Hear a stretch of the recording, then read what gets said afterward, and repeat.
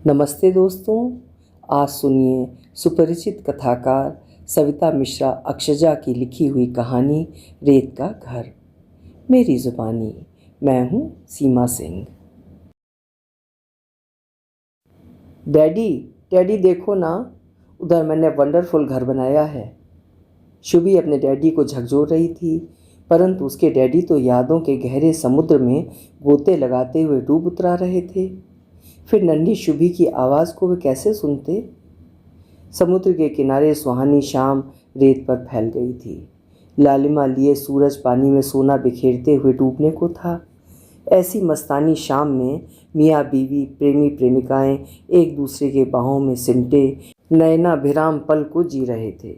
लेकिन उत्तरी सागर तट के इन्हीं विहंगम दृश्यों के बीच विवेक और निशा बैठकर अपनी अपनी अतीत की यादों के पालने में हिलोरे ले रहे थे। हूँ हाँ में होती बात भी अब दोनों के मध्य सन्नाटे में तब्दील हो गई थी। दूर समुद्र के एक छोर से दिख रहे खंबे की टिमटिमाती रोशनी विवेक के जख्मों को हरा कर रही थी। विवेक एकटक उसी टिमटिमाती हुई रोशनी को देखे जा रहा था। पापा से रूठकर शुभी बगल में ही बैठी माँ से बोली, मम्मा देखो ना, डैडी मेरे बनाए रेत के घर को देखने नहीं चल रहे हैं। आप देखो, चलो ना मम्मा, आप ही देखो। निशा की भी जैसे तंद्रा टूटी शुभी के झकझोरने पर। निशा विवेक की ओर देखकर समझ गई कि वो पूरी तरह से तल्लीन है अपनी भूली बिसरी यादों में। निशा शुभी के रेत के घर को देखकर बोली, अरे कितना प्यारा घर बनाया है। ओहो, इसमें तो गार्डन भी है। शुभी मचल उठी प्रशंसा सुनकर। अच्छा, ये कुआं भी बनाया है क्या? जब तक निशा यादों के गलियारे से बाहर आकर अपने शब्द का मतलब बताती, शुभी ने सवाल जड़ दिया, कुआं? ये क्या होता है? मैंने तो ये स्विमिंग पूल बनाया है, ब्यूटीफुल है ना? उसकी चहकती आंखों से खुशी छलक रही थी। निशा मुस्कुराते हुए बोली, कुआं जिसमें अंडरग्राउंड वाटर होता है, जो कि ठंडा और स्वीट होता है। तुम्हारी दादी यानी ग्रैंड मदर के यहाँ है। जब चलूँगी कभी इंडिया तब दिखाऊंगी तुम्हें। शुभी की गोल मटोल आंखें विस्फारित सी हो रही थीं। शुभी फिर दादी को लेकर कोई और सवाल ना करने लगे उससे पहले ही वो उठकर खड़ी होते हुए बोली, मैं अभी आती हूँ, तुम खेलो। यादों के झरोखों से निकलकर आती ठंडी गर्म हवा उसे भी विचलित कर रही थी। वहाँ से उठकर वो विवेक के बगल में जा बैठी और मौन तोड़ती हुई हौले से बोली, किन यादों में खोए हुए हो? विवेक ने निशा की बात को अनसुना कर दिया, किंतु निशा द्वारा दोबारा और जोर देकर कहने पर वो बोला, वो दूर खड़ा स्तंभ देख रही हो ना? उस स्तंभ की लाइट ने मुझे उन्हीं पुराने दिनों की याद दिला दी जिससे मैं सालों से पीछा छुड़ाना चाह रहा था। इसी तरह की स्ट्रीट लाइट के नीचे बैठकर पढ़ लिख कर आज इस मुकाम को हासिल किया है मैंने। मम्मी पापा ने कितने सपने बुने थे मुझे लेकर, जैसे तुम और मैं शुभी को लेकर बुन रहे हैं। क्या तुम बता सकती हो कि हमारे देखे सपनों को पूरा करने के बाद शुभी पलट कर आएगी हमारे पास? क्या उसे उसका जीवन साथी आने देगा? इस तरह की यादों में विवेक का यदा कदा गुम हो जाना निशा को उसकी अपनी गलतियां याद दिलाता रहता था। सूखे हुए उसके घाव जब तब हरे हो जाते थे। विवेक कभी भी गड़े मुर्दे उखाड़ कर उसका पोस्टमार्टम नहीं करता था, लेकिन उसका खामोश हो जाना या एक दो जलते हुए शब्द उछाल देना ही निशा के मन में भंवर ला देता था। आज उसका ऐसा बोलना ही निशा के दिल में तीर चुभ हो गया था। लगा जैसे विवेक तंज कस रहा हो।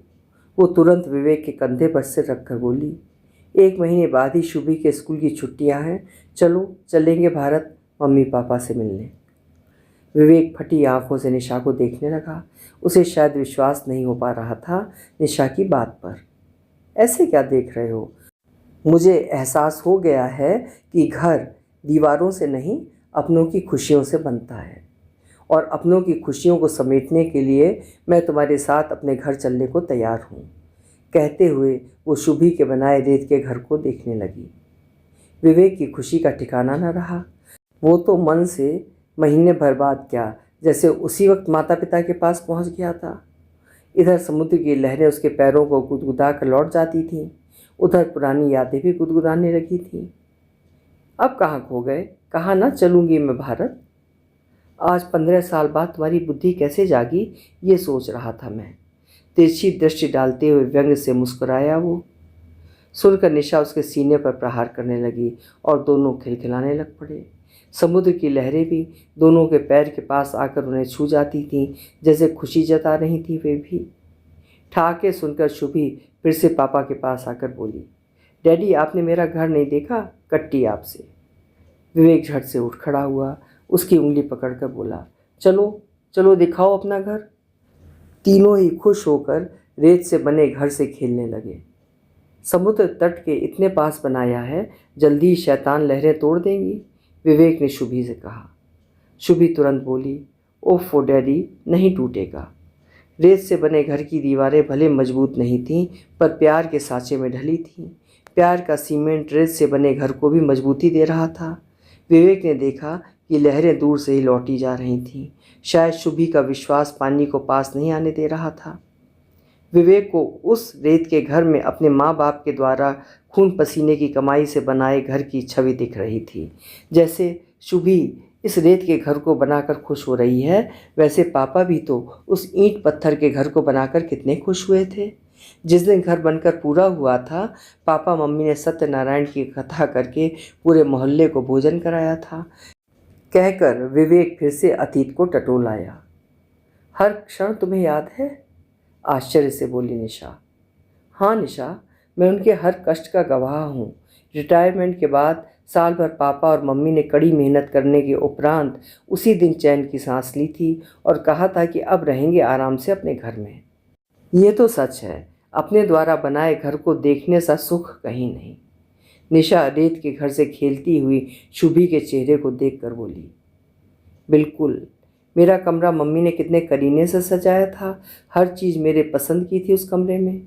दर्पण के नीचे बने दराजों को खोलकर जब मैंने सवाल किया था कि मम्मी ये सब क्या बनवाया है, तो मेरे कान पकड़कर माँ बोली थी, ये तेरी बहुरिया के लिए है, इसमें वो अपने श्रृंगार का सामान और चूड़ियाँ रखा करेगी।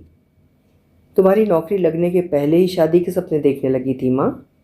मुस्कुराते हुए निशा ने पूछा। नहीं, मेरी नौकरी लगे अभी 6 महीने भी नहीं हुए थे, लेकिन उसके कानों में मेरी शादी की शहनाई बजने लगी थी। वो रह रह कर न जाने कहाँ खो जाती थीं। मुझे उन्हें वर्तमान में खींचना पड़ता था। मेरी बलैयाँ लेकर हौले से मुस्कुरा देती थीं वो। निशा की ओर देखते हुए बोला, मदर्स भी कितने सपने बुन लेती हैं ना, जबकि अब खुद भी नहीं जानती कि भविष्य की गर्त में क्या छुपा हुआ है। मेरी शादी तय होते ही उनके पैर जमीन पर नहीं पड़ते थे। पूरे घर को दुल्हन की तरह सजवाया था उन्होंने। फिर शहर की चकाचौंध भरी रोशनियों की ओर देखकर विवेक बोला, इसी तरह मेरा पूरा घर अपनी सुंदरता पर जैसे इठला रहा था उस दिन। उसकी दीवारें और दहलीज भी नई बहू के स्वागत में दमक रही थी।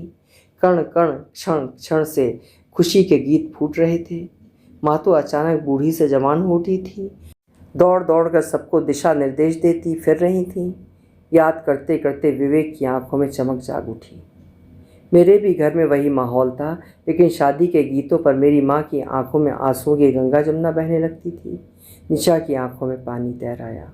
उसके चेहरे को हाथ में लेकर उसके आंसू पोंछकर विवेक ने कहा, तुमने जब घर के अंदर प्रवेश किया था तो माँ तो खुशी से फूली नहीं समा रही थी। सभी रिश्ते नातेदार चांद उतर आया तुम्हारे घर तो, कहकर मुस्कुरा रहे थे। माँ बहू की तारीफ सुनकर पुलकित हो रही थीं। दोनों हाथ की मुड़ी हुई उंगलियों को जोड़कर बजा देती थीं। कहती, किसी की नज़र ना लगे मेरी बेटी को। सच में मम्मी तो बहुत खुश थीं, लेकिन आज मैं समझी उन खुशियों को। निशा ने कहा ही था कि सुनकर विवेक के घाव उभर आए। वो तपाक से बोला, पर यह खुशी ज़्यादा दिन कहाँ ठहरी, कहकर वो मौन हो गया। लेकिन मन में तूफान उठ रहा था। लहरों की तरफ बढ़कर लहरों को हाथ से छूकर बुदबुदाने लगा विवेक। 4 दिन बाद ही तो तुमने अपना असली चेहरा दिखाना शुरू कर दिया था। कनखियों से निशा को देखकर विवेक फिर बुदबुदाया। चांद से चेहरे के पीछे छुपे दाग जल्दी ही दिखने लगे थे। छोटा सा घर तुम्हें कैद खाना लगने लगा था।